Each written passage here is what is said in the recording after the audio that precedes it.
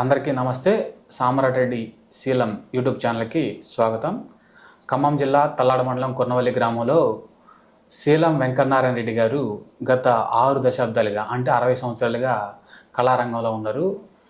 సాంఘిక నాటకాలు, పౌరాణిక నాటకాలు, జానపద నాటకాలు, చారిత్రక నాటకాలు అంటూ ఈ నాటక రంగంలో ఉన్నారు. అంతేకాకుండా వారు షార్ట్ ఫిల్మ్స్లో నటించారు, కొన్ని సినిమాల్లో కూడా నటించారు. వారి గురించి, ఈ నాటక రంగం గురించి, వారి అనుభవాలు ఇవన్నీ వారిని అడిగి తెలుసుకుందాం. నమస్తే అండి. నమస్తే అండి వెంకటనారాయణ గారు. మీసాల బాబాయ్ అని చెప్పి మేము ముద్దుగా పిలుచుకుంటాం. ఆయనకి తిప్పడు, ఇలా రకరకాల పేర్లతో ఆయన్ని పిలువబడుతుంటారు. ఆయన వేసిన పాత్రలతోనే జనాల నోట్లలో నాంతా ఉంటాడు. ఆయన అసలు పేరు శీలం వెంకటనారాయణ రెడ్డి గారు. వెంకటనారాయణ రెడ్డి గారితో ఈరోజు మనం ముచ్చట్లు ప్రారంభిద్దాం. నమస్తే వెంకటనారాయణ రెడ్డి గారు. నమస్తే. మీ వయసు ఎంత? మీ వయసు ఎంత అసలు ఇప్పుడు? నా వయసు 68 సంవత్సరాలు. 68 సంవత్సరాలు మీ వయసు అన్నారు.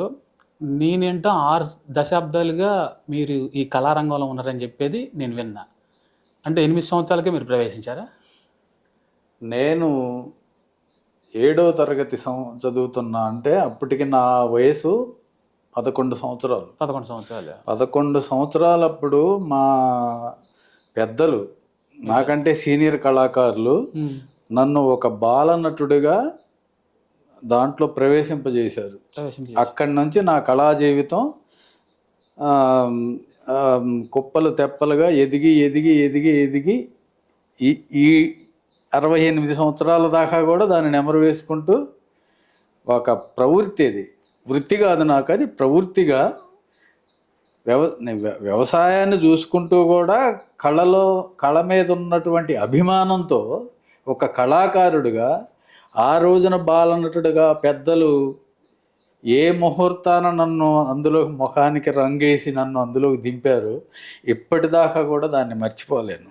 మీరు ఇప్పుడు మాట్లాడుతుంటే కూడా ఏదో నాటకంలో డైలాగ్ చెప్పినట్టే ఉంది మాకు. అంత ఫుల్ స్టాప్ కామాలు లేకుండా చెప్తూనే ఉన్నారు. చాలా మీరు మాట్లాడుతుంటే వింటుంటే చాలా హ్యాపీగా ఉంది. అయితే ఇప్పుడు ఈ 6 దశాబ్దాల కాలంలో ఈ నాటకాల్లో రకాలు ఉన్నాయి కదా బాబాయ్ గారు, ఆ నాటకాలు ఇప్పుడు వాటిని కొద్దిగా వివరిస్తారా? నాటక రంగం నాటకాలు అంటే పౌరాణికం, సాంఘికం, జానపదం అంటారు.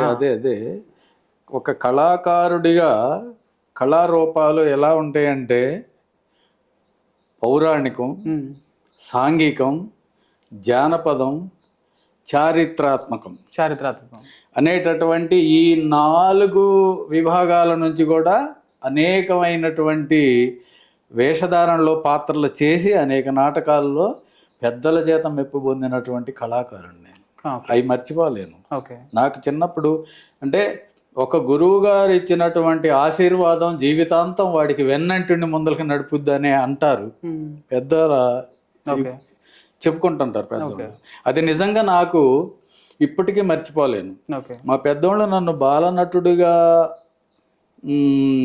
ప్రవేశింపజేసినప్పుడు ఆ నాటకానికి చేసేటటువంటి డైరెక్టర్ గారు బోడెంపుడి పురుషోత్తరావు గారు అని, పక్క గ్రామ పాతూరు అనేది ఉండేది, పాత కొన్నవల్లని. అక్కడి నుంచి వచ్చి వీళ్ళందరినీ సమీకరించి మా రెడ్డూరు పిల్లగాళ్ళని ఆ రోజున చేసేవాడు. నేను దాని మీద అభిలాషతోటి వాళ్ళు రాత్రిపూట రిహార్సల్ చేసుకుంటుంటే సూర్ సందుల్లోంచో తలుపు బొక్కల్లోంచో చూడటానికి పోయేవాడిని. వాళ్ళు వద్దు పండురా అనే నాటకాలు ఆడటం కోసం రిహార్సల్ చేస్తుంటే మీకు ఇంట్రెస్ట్ తో తలుపు సందులోంచి చూడటానికి పోయేవాడిని.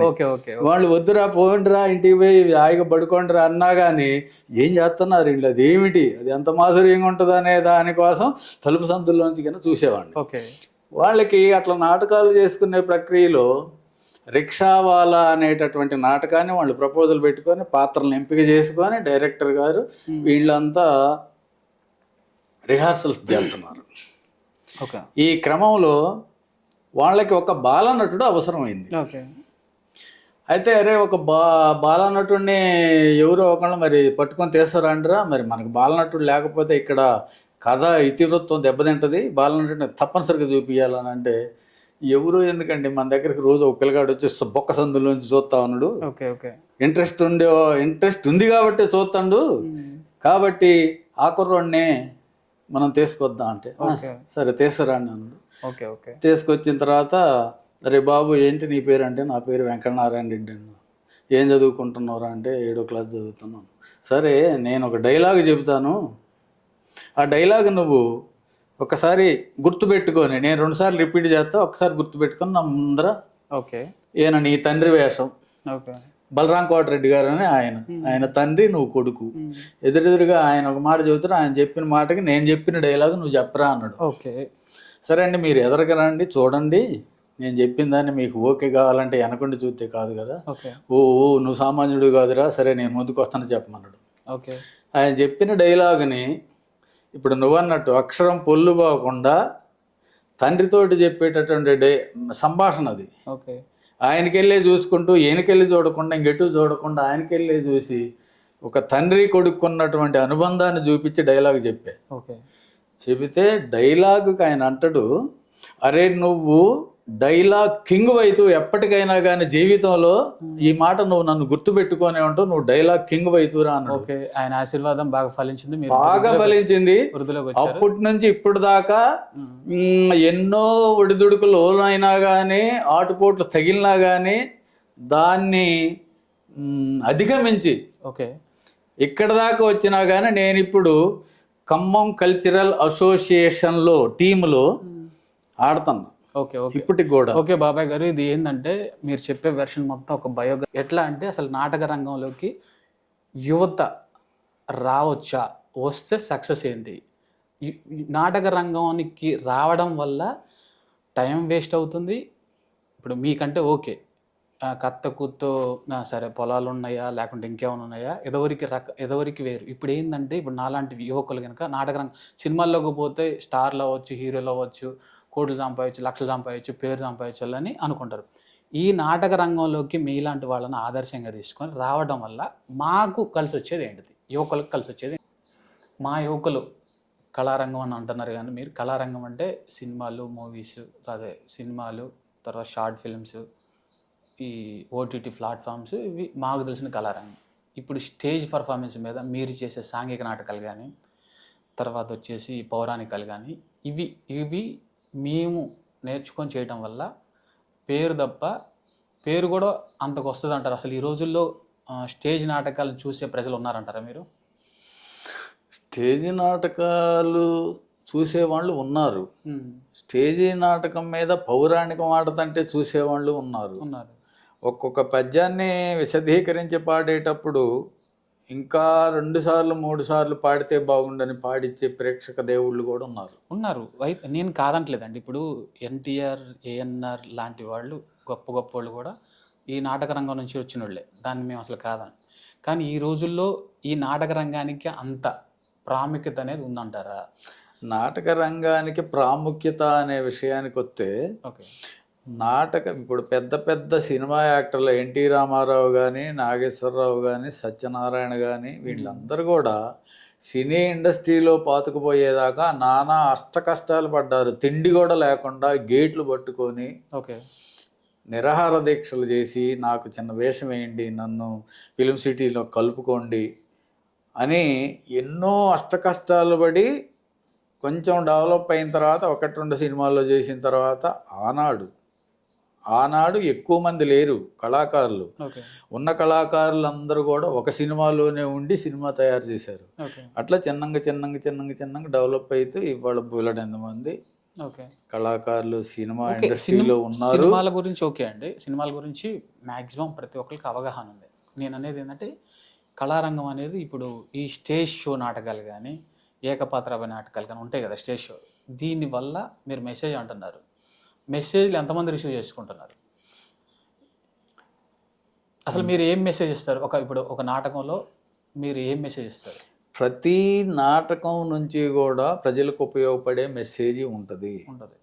దాన్ని అంత క్షుణ్ణంగా చూచి ఆస్వాదించగలిగినోడికే అది అర్థమైంది. ఓకే ఇప్పుడు నువ్వు చెప్పినట్లుగా బాలనాగమ్మ నాటకాన్ని తీసుకుందాం. ఓకే బాలనాగమ్మ నాటకంలో ఒక కమెడియన్గా వేషం తీసుకొని చేసి నాకు అవార్డు తీసుకున్నటువంటి గొప్ప సన్నివేశంలో సాకల తిప్పని మీ ముందు చూపిస్తున్నాను.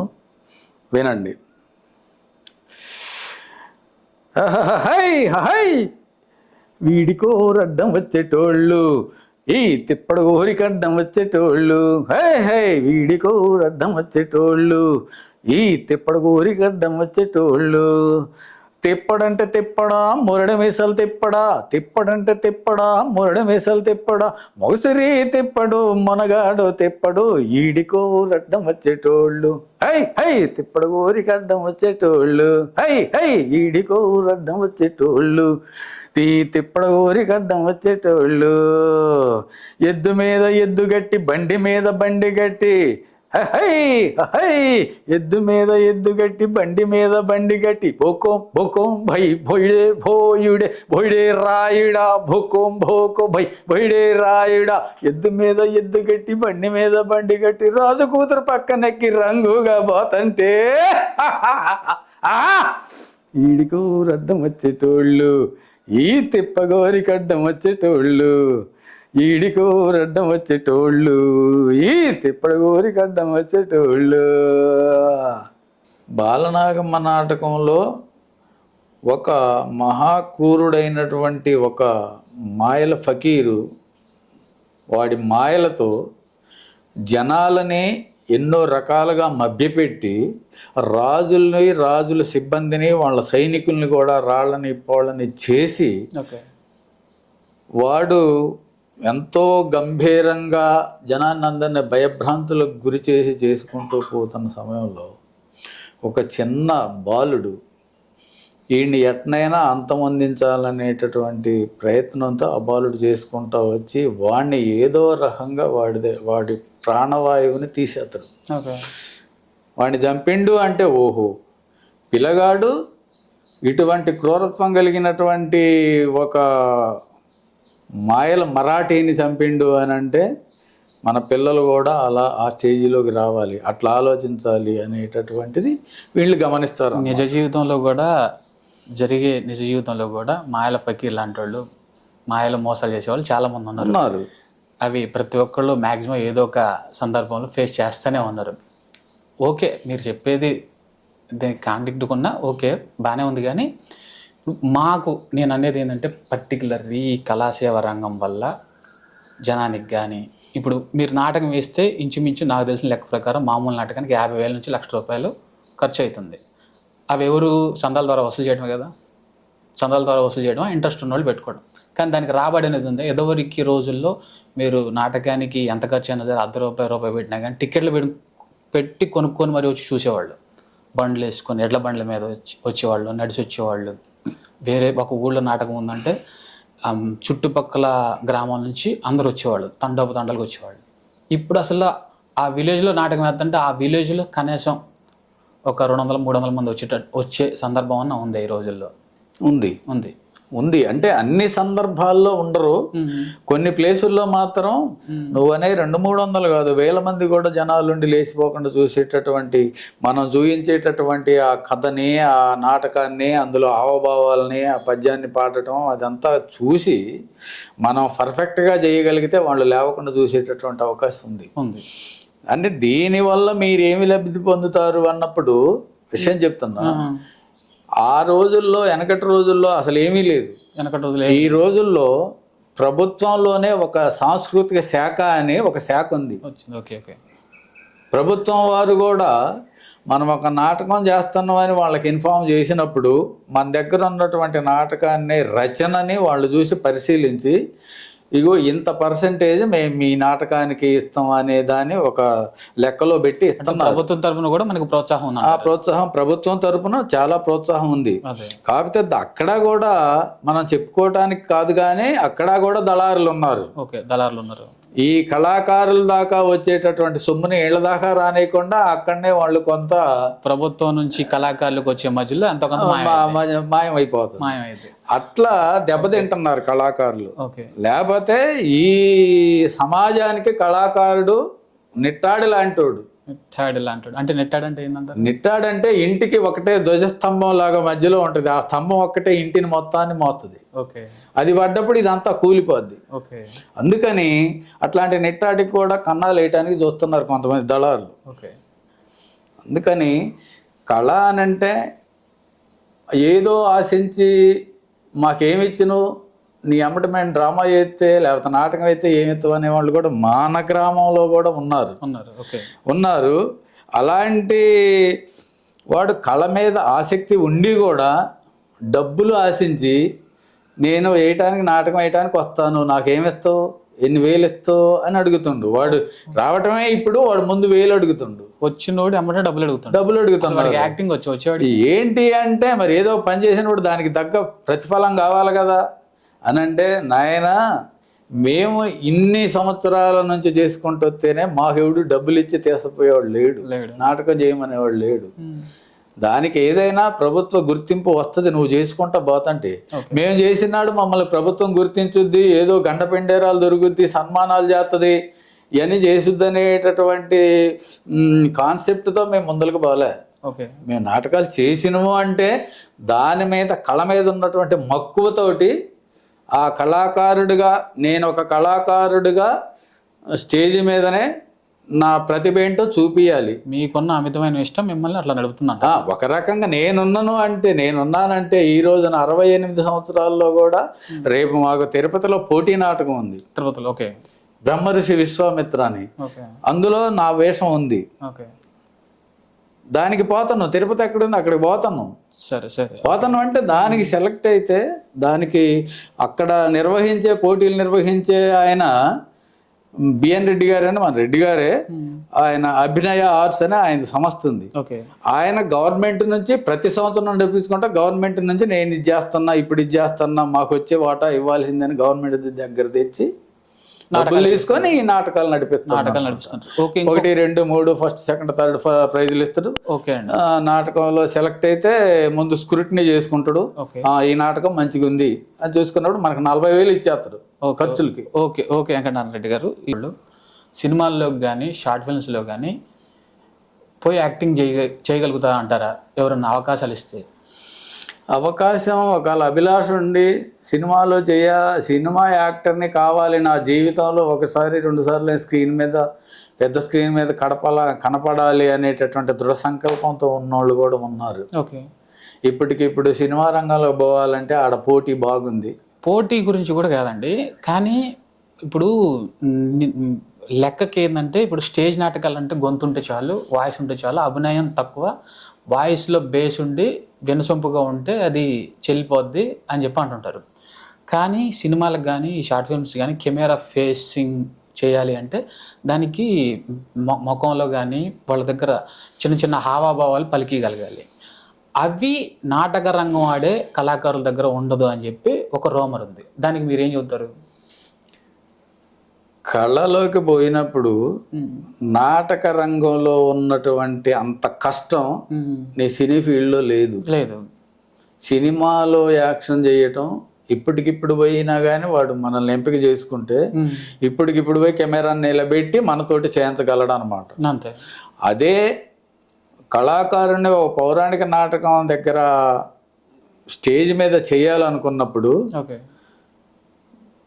వాడు కళ్ళు, చెవులు, అవయవాలన్నీ కూడా దాని మీద కాన్సన్ట్రేషన్ చేయగలిగినప్పుడే వీడు అక్కడ స్టేజ్ మీద కళాకారుడిగా రాణించగలుగుతాడు. కళాకారుడిని ఎట్టి పరిస్థితులు తక్కువ చేయట్లేదు రెడ్డి గారు. ఇక్కడికి వచ్చేసి ఏంటంటే కళాకారుడికి మెమరీ పవర్ ఫుల్గా ఉండాలి. ఇప్పుడు సినిమాలో కానీ షార్ట్ ఫిల్మ్స్లో కానీ ఏంటంటే ఒక షాట్ని ఒకసారి చెప్పలేకపోతే 2వ సారి తీయచ్చు, 3వ సారి తీయచ్చు, ఒక్కొక్కసారి అదే షాట్ని 100 సార్లు తీసిన సందర్భాలు కూడా ఉన్నాయి. దానికి నో డౌట్ మీరు స్టేజ్ ఎక్కారు అంటే A to Z first Kanchi last వరకు దంచి కొడతారు. మీ స్టేజ్ కళాకారులని ఏ రకంలో డైలాగ్ డెలివరీలో కానీ వాయిస్లో కానీ బేస్లో మీరు మీ పౌరాణిక నాటకాల్లో 2:30, 3:30, 5:30, 7:30 అని చెప్పి రాగాలు కూడా ఉంటాయి. అసలు మిమ్మల్ని అందులో మీ కళాకారులను తక్కువ అనేది చేయడానికి వీల్లేదు. నేను అనేది ఏంటంటే హావాభావాల విషయంలో మీకు ఈ రోమర్ అనేది ఉంది. ఏది స్టేజ్ నాటకాలు ఆడేవాళ్ళు అరిస్తే చాలు అని చెప్పి ఒక సందర్భంలో అనంత శ్రీరామ్ గారు, గేయ రచయిత అనంత శ్రీరామ్ గారు కూడా చెప్పారు. ఎట్లా స్టేజ్ నాటకం అంటే జస్ట్ వాయిస్ ఉంటే చాలు, కానీ సినిమాకి వచ్చేసరికి మొత్తం డిఫరెంట్గా ఉంటుంది, అది అందరికీ అంత ఇదిగా ఉండదు అని చెప్పినట్టు గుర్తు నాకు. దానికి ఇప్పుడు మీలాంటి వాళ్ళని ఇప్పుడు రేపు నేనే ఒక షార్ట్ ఫిల్మ్ ఫ్యూచర్ ఫిల్మ్ తీసిన అనుకోండి, అందులో మీకు అవకాశం ఇస్తే మీరు చేయగలుగుతారా?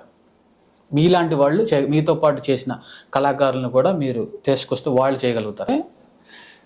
సినిమా రంగంలో ఓకే, పౌరాణిక నాటకంలో ఒక వాయిస్ గొంతుంటే చాలు, ఇంకేం అక్కర్లేదు, వాడు రాణిస్తాడని చెప్పావు. ఓకే, కానీ అది తప్పు తప్పు. ఓకే, అదే సినిమా రంగంలో వీడు కూడా అక్కర్లేదు, డైరెక్టర్ సరైనోడైతే సినిమాని సక్సెస్ చేయించాలి అని అంటే డైరెక్టర్దే. ఒక డైరెక్టర్ ఉంటే చాలు, సినిమా వెళ్ళిపోద్ది. డైరెక్టర్ ఉంటే చాలు, అంటే వీళ్ళలోంచి నటన వాడే లాక్కోగలగాలి అంటారు. చిన్న విషయం చెబుతున్నాను నేను. నన్ను సినిమాలో యాక్షన్ చేయడానికి రమ్మని కూడా నన్ను ఇంటర్వ్యూ తీసుకోకుండా నా ఫోటో ఒకటి వాట్సాప్ పెట్టండి అని చూసి నా ఫోటో చూసి నన్ను రమ్మన్నాడు. మీ ఆహార్యం చూసి రమ్మన్నాడు. మీరు చూడడానికి కూడా అంతే ఉన్నారు. అక్కడికి ఎక్కడ కోదాడలో చేస్తున్నాం. మొత్తం సెట్ అంతా, యూనిట్స్ మొత్తం, టెక్నీషియన్స్ అంతా రెడీగా ఉన్నారు. అది మన తెలంగాణ ఆవిర్భావ దినోత్సవం సందర్భంగా వాడు తెలంగాణ మొత్తం కూడా తెలంగాణలో జరిగేటటువంటి ఉద్యమం ఎట్లా జరిగింది, శ్రీకాంతాచారి ఎట్లా చచ్చిపోయిండు, దాన్ని కథని ఆధారంగా చేసుకొని తీసుకుంటుండు. నన్ను శ్రీకాంతాచారి తాతగా ఎంపిక చేసుకున్నాడు. శ్రీకాంతాచారికి తండ్రి ఉంటాడు, ఆ తండ్రికి ఇంకో తండ్రిని నేను, తాతని. అన్నప్పుడు శ్రీకాంతాచారి ఉద్యమంలోకి పోవటానికి కాలేజీ కుర్రోడు కదా. సినిమా బయటకు వచ్చిందా? బయటకు వచ్చింది, చెప్తా వస్తాను నేను. శ్రీకాంతాచారి బ్యాగు భుజాన్ని వేసుకొని బయలుదేరిపోతుంటే తండ్రి ఏమంటాడంటే, వీళ్ళని ఏమంటారు, చారీలు, కట్టె ముక్కలు చెక్కుకునేవాళ్ళు, వడ్లూరు. శ్రీకాంతాచారి అంటే వడ్లూరు అన్నట్టు. వీడు పోతంటే తండ్రికి ఇష్టం లేదు. తండ్రి ఏమంటాడంటే, ఈ ఉద్యమాలు గొడవలు వీటిల్లో తిరిగితే ఏమవుతుందిరా, చక్కగా చదువుకుంటే ఏదైనా జాబ్ వస్తే కుటుంబాన్ని పోషించగలుగుతూ మనం అందరం హాయిగా సుఖంగా ఉంటామని తిడతాడు. వాడు అంతే అంటాడురా, నువ్వు వెళ్ళరా బాబు, నువ్వు వెళ్ళు, ఉద్యమంలోకి నువ్వు వెళ్ళు అనేది డైలాగు. ఏది ముసలోడు చెప్పే డైలాగు. మంచం మీద పడుకొని ఉంటాడు, కుక్కి మంచంలో. ఈడు పోయి తండ్రి ఇట్లా అనేటప్పుడు లేస్తాడు. వాడంతే అంటాడురా, చిన్న నువ్వు వెళ్ళు అని చెప్పి మళ్ళీ పడుకోవాలా. మళ్ళీ ఈ డైలాగ్ మర్చిపోతాడు ఈ హీరో శ్రీకాంతాచారి. హీరోగా శ్రీకాంతాచారిగా వేషం వేసిన హీరో అనేవాడు డైలాగ్ నెక్స్ట్ డైలాగ్ చెప్పలేడు, చెప్పడానికి కట్ అంటాడు వీడు. డైరెక్టర్ కట్ అంటాడు. కట్ అన్న తర్వాత మళ్ళీ ఇంట్లోంచి రమ్మంటాడు, మళ్ళీ ఆడికి వచ్చి ఆగిపోతాడు. నేను 50 సార్లు పండుకొని లేసా. మరి అదే ఓకే, ఇది కష్టమా? అదే నాకు ఒక పౌరాణిక నాటకంలో ఎదుటి యాక్టరు నేను పోటీపడి పద్యం పాడుతున్నా, డైలాగ్ చెబుతున్నా కానీ ఎంతో ఆహ్లాదంగా ఉండేది నాకు. నేను అది అయిపోయిన తర్వాత, షూటింగ్ అయిపోయిందండి అని చెప్పిన తర్వాత, బాబు ఇంక నేను రాను, నన్ను పిలవద్దు, నేను రాను. నాకు తోటి యాక్టరు గణగణలాడుతా ముందుకి ఎళ్ళ తీసుకొని పోయేవాడైతేనే తప్ప ఇట్లా పొద్దాక ఒక్కడే నేను లేవటం చెప్పడం. వాడు కెమెరామ్యాన్ అంటుండు, తాతగారు మీరు ఓకే అంటుండు. ఎన్నిసార్లకి తాతగారు ఓకే అంటుండు, కానీ హీరోని మాత్రం ఏం చెప్పలేకపోతే. ఇలాంటి జరుగుతూనే ఉంటాయండి. ఇంకొకటి ఏంటంటే, ఇప్పుడు సినిమా రంగంలో ఒక స్థాయికి ఎదిగిన కొంతమంది కింది స్థాయిలో ఉన్న వాళ్ళని చాలా తక్కువ చూపు చూస్తారని చెప్పి ఒక రూమర్ ఉంది. మమ్మల్ని మేము కించపరుచుకునే విధంగా మాట్లాడడం. చిన్న కళాకారుడైనా కొత్త కళాకారుడైతే వచ్చినప్పుడు దీన్ని నేను ఖచ్చితంగా ఖండిస్తున్నాను. నేను మీతోనే నాటకం ఆడాను, నేను మీతో 2-3 నాటకాలు ఆడాను, నాకు అనుభవం ఉంది. ఒకళ్ళ మీద ఒకళ్ళు ఎత్తుపడుచుకోవటాలు, ఒకళ్ళు లేనప్పుడు ఒకళ్ళని వాళ్ళు ఇది అని చెప్పుకోవటాలు నేను స్వయంగా చూసా. మీరు లేదు కాదని చెప్పొద్దు, దాని గురించి వివరం చెప్పండి. అది అనుకుంటే అది కట్టన వెనకాల జరిగే సంభాషణలే తప్పితే ఎదురంగా వచ్చి పబ్లిక్ లోకి వచ్చి సినిమాలో దూషించుకోరు. నీ వల్లే పోయింది. సినిమా ఇండస్ట్రీలో ఏంటంటే కొద్దిగా స్థాయి ఉన్నోడు కింద స్థాయి ఉన్నోడిని డైరెక్ట్ గా ఫేస్ టు ఫేస్ అగౌరవం కానీ చిన్న చూపు కానీ చూడటం ఉంటుంది. ఇక్కడ ఏంటంటే వెనక మాట్లాడుకోవడం, మామూలుగా మనుషులు వాళ్ళ మనస్తత్వం ఇది కాబట్టి మీ వెనక నేను, నా వెనక మీరు ఏదో ఒకటి మాట్లాడుకుంటూ ఉంటారు. అంతేనంటారా? అంతే. ఇప్పుడు చేతికి 4 వేళ్ళు సమానంగా ఉన్నాయా? లేవు కదా. ప్రతి దాంట్లో కూడా ప్రతి విషయంలో హెచ్చు తగ్గులు అనేవి ఉంటాయి. కొద్దిగా తొందరపడేవాడు ఉంటాడు, నిదానంగా ఉండేవాడు ఉంటాడు. తొందరపడేవాడు మాట్లాడుతూనే ఉంటాడు. ఏం మాట్లాడుతున్నారా నూరు మీరని మేము పెద్దవాళ్ళం అయిన వాళ్ళం గద్దెత్తాం తప్ప. కాకపోతే వాడు ఇంకా కొద్దిగా రెచ్చిపోయి మాట్లాడే వాళ్ళు ఉన్నారు, లేదని అంటలే. నేను ఒకానొక సందర్భంలో ఇంత అనుభవం ఉన్నా కానీ బాలనాగమ్మ నాటకంలో ఒక లేడీ ఆర్టిస్ట్ని కిరాయికి తీసుకొచ్చాను. కిరాయికి తీసుకొచ్చి రిహార్సల్స్ చేస్తాను. రిహార్సల్ చేసే సందర్భంలో ఇట్లనే మాట మీద మాట వచ్చి నా దాకా రానియకుండా వాళ్ళలో వాళ్ళు ఎంత అసభ్యంగా వాదన చేశారు అంటే వాళ్ళలో వాళ్ళే నా దగ్గరతో పాటు నాటకాలు ఆడేవాళ్ళ నాతో పాటు నాటకాలు ఆడేవాళ్ళే. ఇప్పుడు ఆ లేడీ ఆర్టిస్ట్ని తీసుకొచ్చిన అంటే మరి అకామిడేషన్ నా ఇంట్లోనే పెట్టుకోవాలి. ఆ అమ్మాయి వండుకోవటం తినటం అంతా ఇక్కడ నా ఇంట్లోనే ఉంది. బాధ్యత మీది కాబట్టి నేను బాధ్యుడు కాబట్టి నేనే ఇప్పుడు మళ్ళీ లీడర్ని నేనే. ఒక ఆర్టిస్ట్ తీసుకురావాలన్నా నేనే, ఏది తేవాలన్నా నేనే, నాకే చెప్తారు. కొన్ని సందర్భాల్లో వాళ్ళు ఆ అమ్మాయిని ఎందుకు తీసుకొచ్చిండేనా అని ఒకడు, ఎందుకు తీసుకొచ్చి మనకెందుకురా తీసుకొచ్చి నాటకానికి తీసుకొచ్చింది ఒకటి. నన్ను మరీ ఒక రోజుకి 2 రోజులకు ముదిరి అందులో గిట్టనోళ్ళు అడనోళ్ళు ఎదురుగా వచ్చి అన్నారు, నువ్వు ఆ అమ్మాయిని ఒక డ్రామా కోసం లేదా మా కోసం తెల నీ కోసం తీసుకొచ్చుకున్నావు, నీ ఇంట్లో బండ పెట్టుకుంటున్నావు అన్నారు. అన్నప్పుడు నాకు ఏం మాట్లాడాలా, కళాకారుని ఏం మాట్లాడకూడదు అనేటటువంటి దానికి ముందులా కళ్ళమ్మట నీళ్లు తిరిగి వచ్చినాయి. కళ్ళమ్మట నీళ్లు ధారలుగా కారుతుంటే అప్పుడు మాకు ఆదినారాయణ రెడ్డి గారు అని పెద్ద ఆయన, పెద్ద కళాకారుడు, పెద్ద సీనియర్ మోస్ట్ కళాకారుడు, పిట్ట కొంచెం కోతగనం అనేవాళ్ళు. ఆయన్ని ఉండటం మనిషి కొద్దిగానే ఉన్నాడు కానీ ఆయన వచ్చి గద్దించి వీళ్ళందరినీ ఒక తాటిలో పెట్టి ఇట్లాంటి దుర్భాషలు ఆడుకుంటే మీరు కళామ తల్లి బిడ్డలు అనిపించుకోరు. మనమేగా ఒక ఆర్టిస్ట్ని చూడమన్నాం, మనం ఇంట్లో కూర్చున్నాం, వాడు ఆడినో దేశాలు తిరిగి తీసుకొచ్చినప్పుడు ఆ అమ్మాయితోటి మనం మంచిగా నేర్చుకుని నాటకం వేయాలి కానీ ఇట్లాంటి మాటలు అనకూడదు అన్నప్పుడు అక్కడనే కొంత చెడిపోయి ఒక 4 రోజులు ఆపినాం కూడా. రిహార్సల్ ఉంటాయి, అట్లాంటివి ఉంటాయి. కానీ నేను అక్కడనే వీళ్ళు ఈ మాట అన్నారు, ఇట్లాంటి మాటలు నేను పట్టాను, నాకు ఎందుకు దీని అవసరం ఏముంది అంటే నేను ఆడనే ఉండేవాడిని, ఎడదాకా రాను. ఒక నందినటుడు కుర్నవల్లిలో ఉన్నడు అనే మాట ఈ రోజున రాదు. నందినటుడు అంటున్నారు కానీ ఇంకొక విషయం ఏంటంటే బాబాయ్ నాటక రంగం అన్నా నాటకాలన్నా మేబీ ఇప్పుడు తరం సినిమాలో యాక్టింగ్ చేయాలన్నా కూడా ఒక సిగ్గు బిడియం అనేది ఉంది. పిల్లల్లో కానీ కొంత పెద్దవాళ్ళలో కానీ సిగ్గు బిడియం అనేది ఉంది. ఈ నాటక రంగంలోకి పోవాలంటే ఈ సిగ్గు బిడియం వదిలేయడానికి మార్గం ఏదైనా సలహా ఉందా? నాటక రంగంలో సిగ్గు బిడియం అనేవాళ్ళు నాటక రంగంలోకి రారు. సిగ్గుని విడిచేసి అది ఇప్పుడు కింద దాకా గిరిగిలు కాని రాకుండా కట్టుకునేటటువంటి చీరలు కట్టుకునేటటువంటి రోజులు గతించిపోయింది. ఇవాళ సినిమాల్లో బెత్తడు జానడు గుడ్డలతోటి అది అప్డేట్లే బాబాయ్, మీకంటే అసహ్యంగా ఉంటుంది, మాలాంటి వాళ్ళు కట్టు ఉండదు కదా. అది కేవలం మీలాంటి వాళ్ళ కోసం ఇవ్వాల, కాలేజీ పిల్లగాళ్ళ కోసమే సినిమాలు తయారు చేస్తున్నారు తప్ప మాకు తగ్గడు కాసేపు కూర్చొని చూద్దాం అనేది లేదు. అది సినిమా వస్తుంటేనే నేను ఆల్రెడీ టీవీ కట్టేసి చూడాలి అంటే మీరేసే నాటకాలు తప్ప మాకు అట్లా ఉండదు. మేము అంటే అందరూ ఉండరని కాదు, ఎక్కడన్నా ఒక కోతోడు ఉంటాడు అపహాస్యంగా మాట్లాడేవాడు. ఇప్పుడు ఉన్నోళ్ళలో కోతోళ్ళు ఎక్కువ ఉన్నారు అంటే కోతోడు అంటే మా నాటక రంగంలో అయితే లేరు, ఎక్కువ మంది ఉన్నారని అనటానికి అయితే ఆస్కారం లేదు. దానికి లేకుండా లేరు, ఉన్నారు, ఒకళ్ళిద్దరు ఉన్నారు. చీడ పురుగులు వాళ్ళకి తెలవదు. కళామ తల్లి ముద్దు బిడ్డల్ని వాడు ఆక్షేపణ చేసి దూషించి రకరకాల అపహాస్యం చేసి మాట్లాడితే వాడు అక్కడనే ఆగిపోతాడు, వాడు ఎందుకు పనికిరాడు. బాబాయ్ కళామ తల్లి అంటున్నారు కదా, అసలు కళామ తల్లి అంటే ఏంది?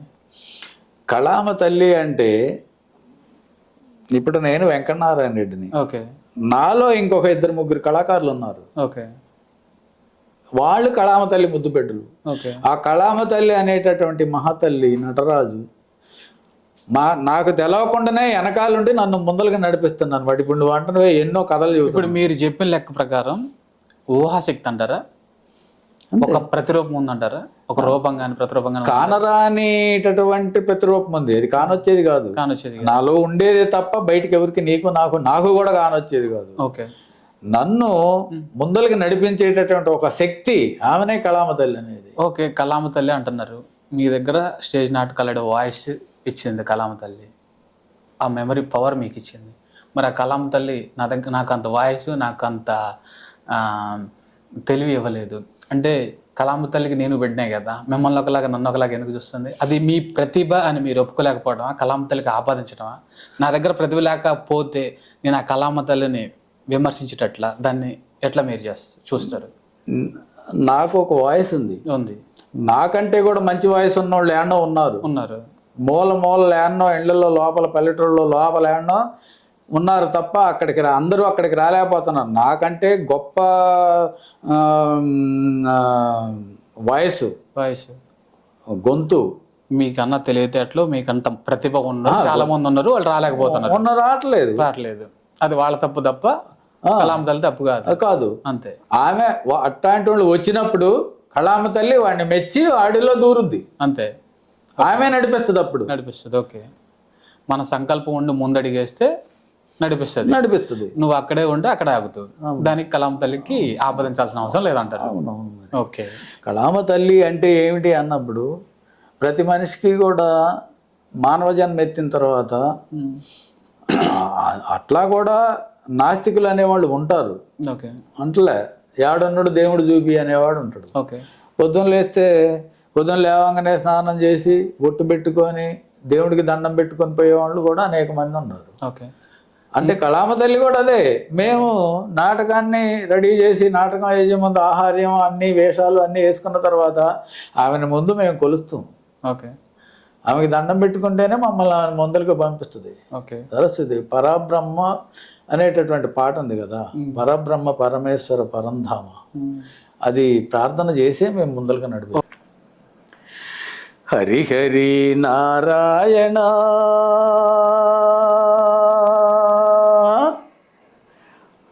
ఆది నారాయణ కరుణించి మమ్మేలో కమలలోచనుడా హరిహరి నారాయణ ఆది నారాయణ కరుణించి మమ్మేలో కమలలోచనుడా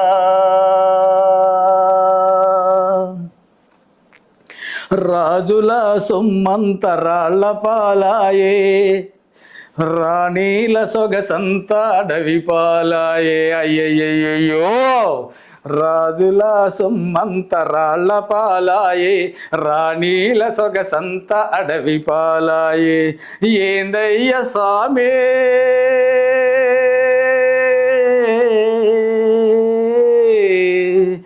ఏందయ్య సామే నీ లీలలు బెమ్మైన చెప్పలేడు నీ మహిమలు బెమ్మైన చెప్పలేడు నీ మహిమలు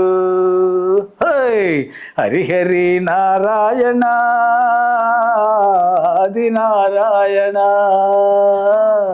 కరుణించి మమ్మేలో కమలలోచనుడా కమలలోచనుడా కమలలోచనుడా. కొంతమంది అపహాస్యంగా మాట్లాడేవాడు ఉన్నాడు.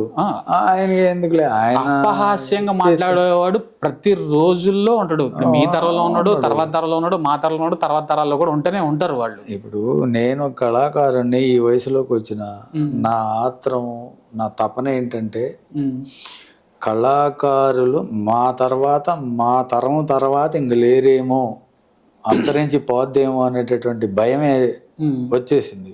ఎందుకంటే మీలాంటి యంగ్స్ రావట్లేదు, కళలోకి రావట్లేదు. ఏదో సినిమాలో ఛాన్స్ దొరుకుద్దాం, సినిమా చేద్దాం అనేటటువంటి ఆరాటపడి అది దానికోసమనే అరువులు చేస్తున్నారు తప్ప నాటక రంగంలోకి రావట్లేదు. ఓకే బాబాయ్, కళాకారుడు అంటే నాటకాలు ఆడేవాడు, సినిమా ఆర్టిస్టులు, సీరియల్ ఆర్టిస్టులు వీళ్ళేనా?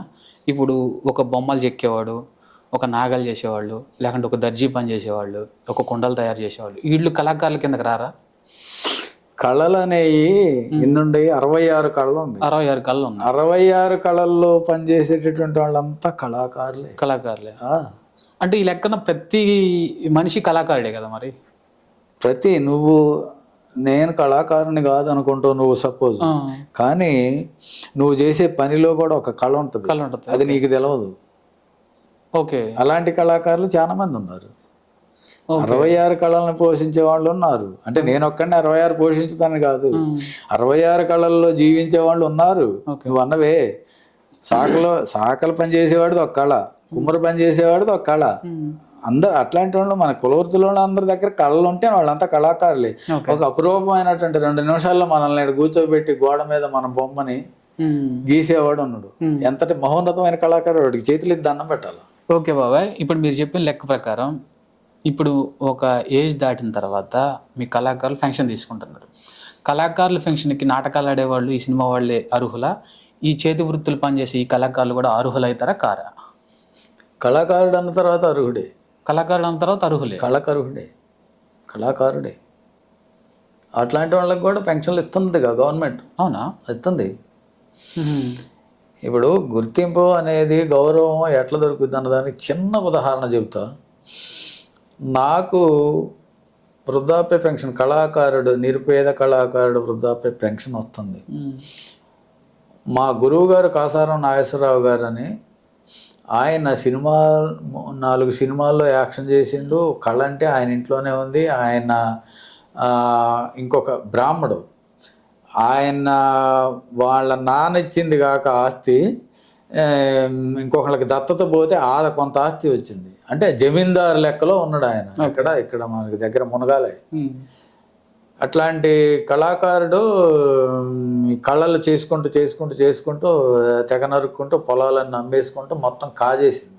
కళ అంటే తప్పుద్ది. కళ అనేటటువంటి దాని మీద ఆయనకు ఆపేక్ష ఉండే పోతే పోయింది. నేను కూడా కళాకారుడు. నేను పొగర మీద ఉన్నప్పుడు, వయసులో ఉన్నప్పుడు లెక్కలేదు. సంపించుకుందాం ఒక 1/2 ఎకరం అంటే అమ్మి పారేసి నాటకాలు ఆడి జనాలకి మంచి మెసేజ్ ఇవ్వాలనేటటువంటి ఆత్రంతో కళాకారుడుగా కళ మీద ఉన్నటువంటి అభిలాషతోటి చేసిండు. నేను ఆయన్ని అవసాన దశకు వచ్చిండు. 2 కళ్ళు కానరావట్లేదు. వైరాలో ఉంటుండు. భార్య పిల్లలేమో హైదరాబాద్లో ఉంటున్నారు. వైరాలో ఉంటుండని తెలిసి మన ఎర్రముత్తారెడ్డి గారి రమణారెడ్డి ఉన్నాడుగా, రమణారెడ్డి కూడా మాతో పాటు బాగుండేది. ఆయన బాగా పరిచయం. మన జగన్మోహన్ రావు గారికి మేనమామ పిల్లలు. సరే ఉండడం పోతే ఆయన అన్నాడు, తినటానికి వెళ్ళట్లేదురా, నా శిష్యుడివి, నా ప్రియ శిష్యుడివి, నాకు ఏదన్నా దారి చూపిరా అన్నాడు. అయ్యా మరి మీకు పెన్షన్ రావట్లేదా అన్న. ఏదిరా ఏడొస్తుంది, నాకు 2 కళ్ళు బయటికి పోవాలని ఎవడు ఇప్పిస్తాడు అంటే, నేను రేపు వస్తాండి, మీరు బయలుదేరి ఉండండి, జాన్సన్ ప్రసాద్ ఆయన సొంత ఇమేజ్ మీదనే మీకు ఎమ్మటే శాంక్షన్ చేపిస్తాను, డిపిఆర్ ఆఫీస్కి పోదాం ఉండండి అని అన్నా. సరే అంతే రారా అంటే నేను వచ్చి వైరాలో ఒక ఆటో తీసుకొని ఆయన ఎక్కించుకొని ఖమ్మం పోయేసరికి పక్కన కూర్చున్నాం. ఇంకా ఆయన డిపిఆర్ఓ రాలేదు. వచ్చేదాకా మరి మనం వెయిట్ చేయాలి. పక్కన కూర్చొని ఉన్నాం. ఆయనని మరి 2 కళ్ళు లేవు కదా పట్టుకో. ఇప్పుడు ఇప్పించారుగా ఆయనకి. చెప్పేది మొన్న ఆయన వచ్చిండు. ఆయన గబగపోయి మమ్మల్ని చూడకుండా, ఆయన మరి ఒక జిల్లా ఆఫీసర్ కదా, ఆయన పోయి కుర్చీలో కూర్చున్నాడు. సరే నేను చేయి పట్టుకొని లోనకి తీసుకొని పోయాను. ఆయన కుర్చీలో కూర్చున్నాడే. నేను ఇట్లా తీసుకొని వచ్చేసరికి ఆయన 2 కాళ్ళు పట్టుకొని దండం పెట్టిండు ఆయనకి. నాకు ఆశ్చర్యం వేసింది. ఏంటి సార్ అన్న. అమ్మో, ఆయన మహానుభావుడు, ఆయన పెద్ద కళాకారుడు, ఆయన కళలు నేను ఎన్నో చూశాను, అటువంటి ఆయన వచ్చిండు అని అంటే అసలు నా జన్మ ధన్యమైందని మళ్ళీ పోయి ఆయన కాళ్ళు పట్టుకున్నాడు. సార్ మరి ఎంత చెబుతున్నారు, ఫంక్షన్ ఇచ్చారా? మరి ఆయనకి ఫంక్షన్ లేదండి ఇంతవరకు. పాపం తినటానికి కూడా లేక నానా అవస్థలు పడతాడు అని అంటే, రెడ్డి గారు నా ఇమేజ్ మీద నేను వచ్చే నెలలో ఫంక్షన్ వచ్చి ఏర్పాటు చేస్తానని అన్నాడు. వచ్చింది. అన్నాడు, వెరీ గుడ్. శాంక్షన్ చేసిండు. కాకపోతే దురదృష్టం ఏంటి అంటే పాపం ఆయన ఈ పెన్షన్ ఒక మొదటి నెల పెన్షన్ తీసుకోకుండానే చనిపోయాడు. ఓకే. మరి ఆయనకి ఆ గౌరవం ఎందుకు ఇచ్చిండు? ఒక జిల్లా అధికారి కళాకారుడు కాబట్టి ఇచ్చిండు. ఆయనకి ఎందుకు ఇచ్చిండు? కళ మీద ఉన్నటువంటి అభిమానం అలాంటిది. ఒక కళాకారుడిగా జీవించినటువంటి ఆయన మీద అభిమానం అది. ఓకే. కళ అనేది బతికొండాలా. ఓకే. ఓకే బాబాయ్, ఇంకో క్వశ్చన్ ఏంటంటే, ఇప్పుడు మీరు చాలా నాటకాలు వేశారు, పౌరాణిక నాటకాలు, సాంఘిక నాటకాలు, జానపద నాటకాలు వేశారు. వీటికి మీకు పోయినప్పుడల్లా ఎక్కడ ఒకసాట ప్రైజ్ కొట్టుకొనే వస్తారు. మీరు పోతే మీరు ప్రైజ్ కొట్టుకొని వస్తారు. ఆ ప్రైజులు చూసి నాకు ఈ ప్రైజ్ వచ్చిందని చెప్పి మీరు హ్యాపీగా ఫీల్ అవ్వడం తప్ప దానివల్ల ఒరిగేది ఏమైనా ఉందా? ఏమి లేదు. ఏం లేదు. ఆర్థికంగా ఏమీ రాదు. ఆర్థికంగా మన ఇంట్లో ఒక ఇల్లు కట్టించుకుందామనా, లేకపోతే ఇంకేదన్నా చేసుకుందామా, లేకపోతే పొలం కొనుక్కుందామా అనటానికైతే డబ్బులు రావు. మన జేబులో ఉన్నాయే అయిపోతాయి. అయితే నేను అనేది ఏంటంటే, ఇప్పుడు గొప్ప పని చేసిన చాలామందికి కూడా షీల్డ్ ఇస్తున్నారు. మామూలుగా అంటే చాలా ఏదో నామకే వాస్తు కొన్ని ప్రోగ్రాంలు పెట్టి కూడా ఏదో ఒక షీల్డ్ 10 రూపాయలు పెట్టి తీసుకొచ్చి కూడా ఇస్తున్నారు. ఇప్పుడు అంత గొప్ప కళాకారులకి ఆ షీల్డ్ ఇచ్చి ఈ మామూలు వీటికి ఈ షీల్డ్ ఇవ్వడం వల్ల ఆ కళాకారులు కానీ వాళ్ళు సంపాదించుకున్న ఆ షీల్డ్కి గౌరవం ఉందంటారా? అది వాడి స్వవిషయం. అంతే. ఇప్పుడు నాకు అవార్డులు వచ్చినాయి. నేను రోజు పొద్దున్నే ఉదయాన్నే స్నానం చేయగానే అవార్డులకి అన్నిటికీ ఒక సాంబ్రాణి పుల్ల వెలిగించి ధూపం వేసి దండం పెట్టుకుంటా. అది నా ఇష్టం. అంతే. నువ్వెందుకు చేయట్లేదని అనటానికి లేదు, వాడి ఇష్టం అది. అదే వాడు మరి కళామతల్లి ముద్దుబిడ్డ అయితే కళామతల్లికి ద్రోహం చేయకుండా ఉండాలంటే వాడు కూడా దాన్ని ఆరాధించాలి. మీరు గెలుచుకున్న వాళ్ళు మీరు వాటిని చూసి ప్రౌడ్గా ఫీల్ అవుతారు, వాటిని చూసి ఒక గొప్పగా ఫీల్ అవుతారు. దాని గురించి నో అబ్జెక్షన్. కానీ నేను అనేది ఏంటంటే, మీరు ఇంత గొప్ప కళాకారులు, మీతో పాటు మీకన్నా గొప్ప కళాకారులు ఆ షీల్డ్ గెలుచుకుంటున్నారు. ఇప్పుడు ఈ రోడ్ల పక్కన కూడా చిన్న చిన్న స్టేజ్లు వేసి మామూలుగా చేసి వాళ్ళకు కూడా షీల్డ్ ఇస్తున్నారు. అసలు ఏదో మామూలుగా వచ్చి స్టేజ్ ఎక్కి దిగిపోయినా కానీ వాళ్ళకి షీల్డ్ ఇచ్చేస్తున్నారు. ఇప్పుడు షీల్డ్ గొప్పతనం ఏంది అక్కడ? ఇప్పుడు మీరు ఇంత గొప్ప కళాకారులు నా షీల్డ్ తీసుకోవడం, ఆ షీల్డ్ గొప్ప మిమ్మల్ని వరించిందంటే, ఇప్పుడు గొప్ప నటుల్ని ఒక నంది అవార్డు కానీ ఒక జాతీయ స్థాయి అవార్డు కానీ వచ్చిందంటే, ఇప్పుడు కమల్ హాసన్ లాంటి కానీ లేకుంటే చిరంజీవి గారు లాంటి వాళ్ళకి కానీ ఒక అవార్డు వచ్చిందంటే అది గొప్ప చిరంజీవి గారికి కానీ కమల్ హాసన్ గారికి కానీ కాదు, ఆ వచ్చిన అవార్డు గొప్ప అంటారు కొంతమంది పెద్దలు. అలాంటి షీల్డ్లు ఇప్పుడు వీళ్ళకి ఇవ్వడం వల్ల ఆ షీల్డ్ గొప్పతనం తగ్గిద్దేమో కదా అనేది నా అభిప్రాయం. దాన్ని మీరేమంటారు? షీల్డ్ అనేది ఇచ్చినప్పుడు నువ్వు చెప్పే సినిమా యాక్టర్లు చిరంజీవి కానీ లేకపోతే ఇంకొక ఆయన కానీ వాళ్ళకి ఇచ్చేవి ఆ స్థాయిలో ఉంటాయి. ఇవి ఉన్నాయి కదా, పద్మభూషణ్ అని, పద్మవిభూషణ్ అని, పద్మశ్రీ అని, ఇవన్నీ అవార్డులు ఉన్నాయి కదా. అవి ఆ రేంజ్లో వాళ్ళకి దాని గౌరవాన్ని వాళ్ళకి తెచ్చిపెట్టుద్ది. దానికి అర్హత ఉంటేనే వాళ్ళు ఇస్తారు. అంతే.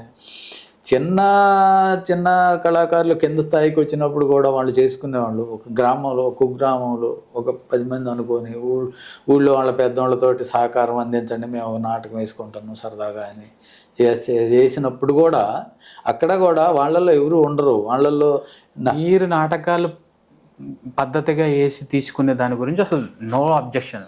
మీరు కళాకారులు, ఒక స్టేజ్ కళాకారులు. కానీ ఈ రోజుల్లో మీరు కూడా చూస్తున్నారు, ఒక 2 ట్రాక్టర్లు పెట్టి స్టేజ్ లాగా ఏర్పాటు చేసి పిల్లగాలతో పిచ్చి గంతులు వేపించి షీల్డ్లు తీసుకొచ్చి ఇస్తున్నారు. నేను వాటి గురించి మాట్లాడుతాను. అసలు కళని నేను 80% అవమానకారం. దానికి కూడా సమాధానం చెప్తా. కళ అనేది అంతరించి పోద్దేమో, వీళ్ళని మనం ఉత్సాహపరుద్దాము, వీళ్ళని సంతోష పెడదాము అనే దానికోసమే ఆ రేంజ్లో వాళ్ళకి కార్యక్రమం చేసినప్పుడు షీల్డ్ ఇస్తే బాగుంటుంది, సంతోషపడతాడు, ఇంకా 4 వీటి కోసం వస్తాడు అనే దానికోసం ఇస్తుంటారు. బాబాయ్, ఇప్పుడు ప్రభుత్వం తరఫు నుంచి మంత్రులు ఉన్నారు. మంత్రులు అంటే పెద్దోళ్ళే, చాలా పెద్ద పరిపాలన చేసేవాళ్ళు, దేశాన్ని పరిపాలన చేసేవాళ్ళు. వాళ్ళు ఇక్కడ కొర్నవల్లిలో నేనున్నా, వాళ్ళు ఒక కార్యక్రమం చేసేటప్పుడు ఆయన పేరేంటి, ఆయన చనిపోయిండు. సినిమా సింగర్ అనుకుంటా, సరే, సింగర్ చక్రి. చక్రి. ఆయన వర్ధంతికి ఒక పౌరాణిక రంగస్థల కళాకారులను గౌరవించుకోవాలని ఒక 20 మందికి సన్మానాలు చేసిండు. ఓకే. ఎందుకు చేసిండు? ఆయన ఎక్కడో, నేను ఖమ్మమేడ డిస్టిక్ రాజధాని, జిల్లా రాజధాని ఖమ్మం. కుర్నవల్లి ఆడందే. కుర్నవల్లిలో ఎవరున్నారు? కుర్నవల్లిలో మహానుభావుడు శీలం వెంకటనారాయణ రెడ్డి గారు ఉన్నాడని ఆయన పేరు లిస్టులో రాసుకొని ఫోన్ చేసి రమ్మన్నారు. మీకు బాబాయ్, ఇప్పుడు మీకంటే ఒక 4 ఎకరాల పొలం ఉంది. రావటానికి పోవటానికి ఛార్జీలు మీరే ఛార్జీలు పెట్టుకొని కానీ ఎక్కడికన్నా పోయి నాటకాలు వేసి వస్తుంటారు. ఇంట్రెస్ట్ ఉన్న స్తోమత లేని వాళ్ళు నాటకాలు ఆపుకోవటమేనా? వాళ్ళకి ఏమైనా ప్రోత్సాహం అందిస్తారు మీరు? ఇంట్రెస్ట్ ఉండి స్తోమత లేని వాళ్ళు ఇవాళ స్తోమత అంటే తిరుపతి పోవాలన్నారు ఎంతవరకు? తిరుపతి పోవాలన్నారు బాబాయ్. తిరుపతి పోవడానికి కనీసం 2 ఏళ్ళు ఖర్చు అవుతుంది. రాబడి ఏమి లేదు. ఇప్పుడు 2 ఏళ్ళు పెట్టుబడి పెట్టుకొని పోయి తిరుపతి పోయి నాటకం వేసి రావాలంటే అట్లా? తిరుపతి పోయి నాటకం వేయాలని అంటే వాడికి ఇప్పుడు కుదరదు. వాడికి ఇంకా వాడు 1 సంవత్సరం పాటు కష్టపడాలి. ఈ సర్కిల్లో కష్టపడి నాటకాలు మీతో పాటు వేసేవాళ్ళే బాబాయ్. నేను అనేది వాడి దగ్గర ప్రతిభ ఉంది, తన దగ్గర ప్రతిభ ఉంది, టాలెంట్, అదే ప్రతిభ టాలెంట్, అదే ప్రతిభ ఉంది, చేయాలన్న ఉత్సాహం ఉంది, చేయగలిగే ఇది ఉంది. కానీ తన దగ్గర ఆర్థిక స్తోమత లేదు. వాళ్ళకి మీ నుంచి, అంటే మీరు ఇప్పుడు లీడర్ అన్నారు ఒక నాటక సమాజానికి, అట్లా పైనుంచి ప్రభుత్వం నుంచి ప్రోత్సాహం ఉందన్నారు. తనకి ఖర్చుల మంది ఏమైనా ఇస్తారా మీరు? అన్ని ఖర్చులు మేమే పెట్టుకుంటాం అంతే. ఓకే. మాకు నిర్మాత డైరెక్టర్ ఒకటే తాటికొండ నరసింహారావు గారు అని, రచయిత, నిర్మాత, డైరెక్టర్, ఖర్చులన్నీ ఆయనే పెట్టుకుంటాను. నేను అడిగేదేమో సామాజికంగా అడుగుతున్నాను బాబాయ్. మీరు ఆన్సర్ చెప్పేది ఏంటంటే మీ సంఘం గురించో మీ గురించో చెప్తున్నారు. నేను అనేది సామాజికంగా. ఇంకొకటి ఏంటంటే ఈ రోజుల్లో ఆడపిల్లగాళ్ళని ఎక్కడికన్నా పంపించాలంటే తల్లిదండ్రులు పంపించట్లేదు. ఈ నాటక రంగానికి కానీ ఇప్పుడు మీరు నాటకాలు ఎప్పుడు వేస్తారు? అర్ధరాత్రి కాడ 9 నుంచి మొదలు పెడతా అర్ధరాత్రి దాకా వేస్తారు. ఈ రోజుల్లో ఈ తరం ఆడపిల్లగాళ్ళు నాటకాలు వేయడానికి వస్తున్నారా? వస్తున్నారు. అంటే ఇండివిజువల్గా బయట గృహిణీలుగా ఉన్నోళ్ళు ఎవరు రారు. స్కూళ్ళ నుంచే నేను కింద నీకు చెప్పింది ఆన్సర్.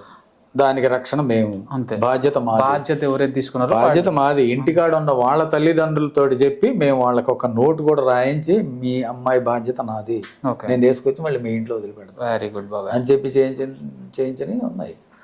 ఓకే. ఇంతసేపు నాటక రంగం గురించి, పౌరాణిక నాటకాల గురించి,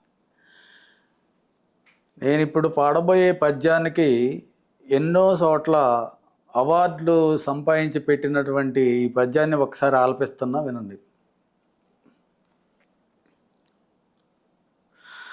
అస్మద్బ్రహ్మ పదాదిరోహణ మహత్యం వినుదహస్యంవగో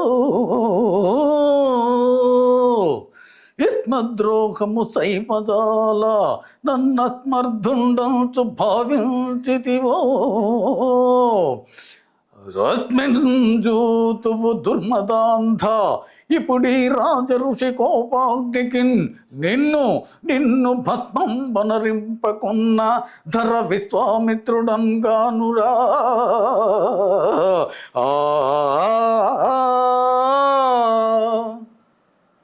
నువ్వు నవ్వుతు. అవును మహారాజా, మా బాధలు ఎన్నని ఏమని చెప్పుకోము మహారాజా. పగలు రేయి లేదు పాడు జంతువులకు, పల్లె మీద పడును పిల్ల పాపలు ఆవు గేదెలనక ఆరగించుచుండే.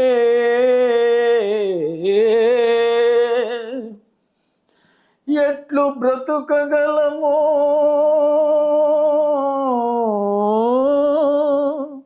ఇంక మేము.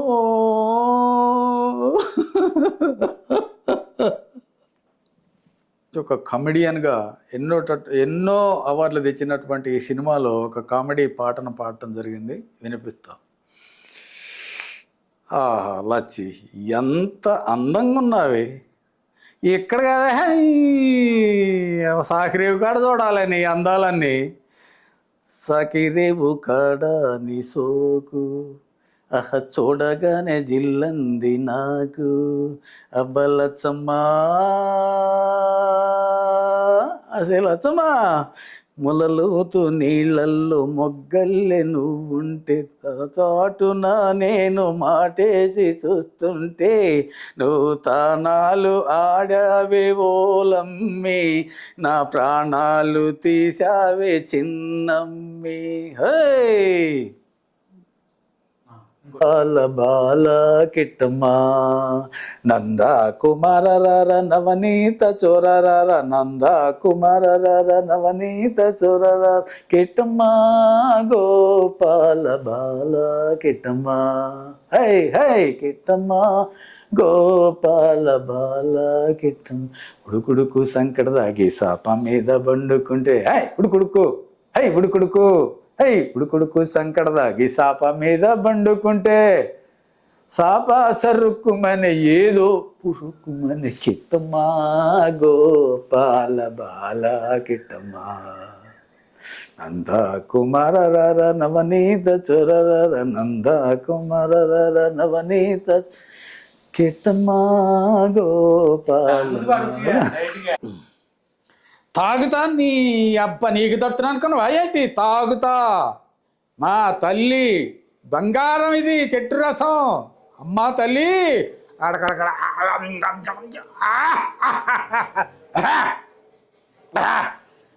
తాగుతా నీ అబ్బ తాగుతా తాగుబోతున్నా యాళ్ళ తల్లో దూరెల్లుతా తాగుతా నీ అబ్బ తాగుతా హై హై తాగుతా నీ అబ్బ తాగుతా కళ్ళు దాగిన వాడు కైలాస మెళతాడు హై కళ్ళు దాగిన వాడు కైలాస మెళతాడు సరదాగిన వాడు స్వర్గానికి వెళతాడు హై సరదాగిన వాడు స్వర్గానికి వెళతాడు ఏమీ తాగని వాడు యమలోకం వెళతాడు తాగుతా నీ అబ్బ తాగుతా తాగుతా నీ అబ్బ తాగుతా హై తాగుతా నీ అబ్బ తాగుతా.